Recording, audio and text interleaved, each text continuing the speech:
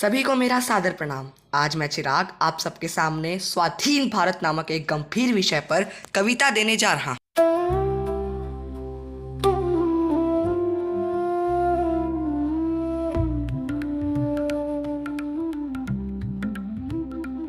सोचा करता हूँ अच्छा ही है स्वाधीन भारत में जन्म लिया, वरना क्या क्या सहना होता, न जाने कितने अधिकार में खोता।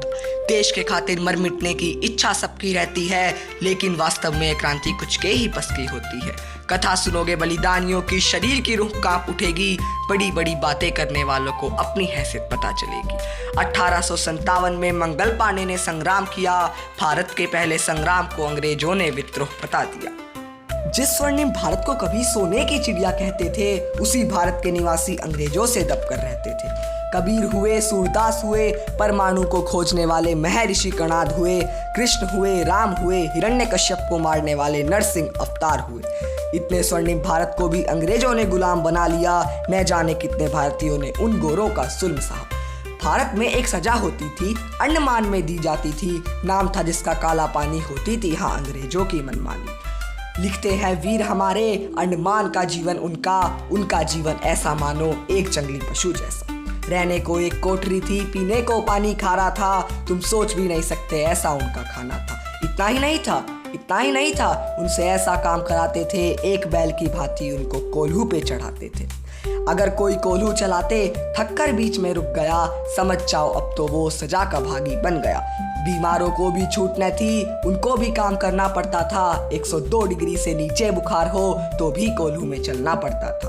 रात में अगर आपात हो तो कमरे में ही शौच करना पड़ता था, पूरी रात उसी कोठरी के अंदर सोना पड़ता था। अगर कोई बात न माने तो ऐसी सजा दी जाती थी, दोनों हाथ पैरों को फैला के बेड़ियां बांध दी जाती थी। इसी जेल के अंदर हमारे सावरकर भी रहते थे, इतने दयालु थे वो औरों की सजा भी खुद लेते थे। काला पानी तो बस एक हिस्सा है मित्रों, इसके अतिरिक्त भी बहुत कुछ था। जेल से बाहर वालों का भी हाल कुछ ऐसा ही था।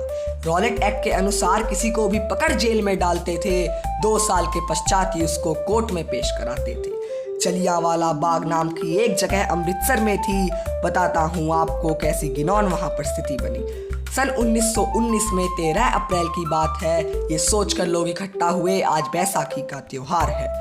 सारे लोग मिलकर जय हिंद के नारे लगाते थे, बुलंद आवाज में इनकलाब जिंदाबाद चिल्लाते थे।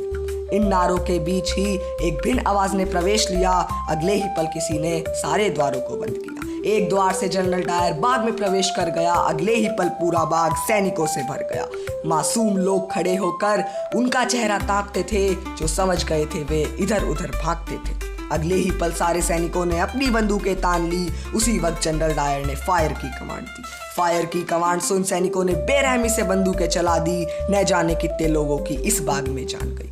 छनन छनन मनन मनन, गोलियां चली छनन छनन, भूमि पर इतनी लाशें गिरी, सारी मिट्टी रक्त से भरी।